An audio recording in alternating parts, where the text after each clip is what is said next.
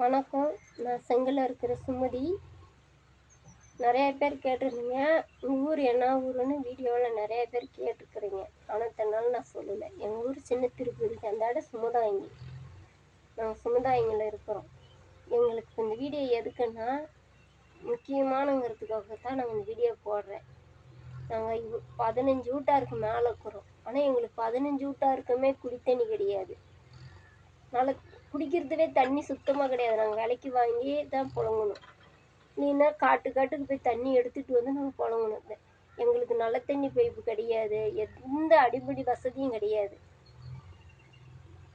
வந்து நிறைய பேர் நாங்கள் ஊர் தலைவர்கிட்டக்கெல்லாம் போய் சொன்னோம், பைப் போட்டு கொடுங்கன்னு. அவங்க வந்து 2 வருஷத்துக்கு முன்னே பைப்பு தான் போட்டாங்க. ஆனால் காற்று வருது, தண்ணி வர கிடையாது.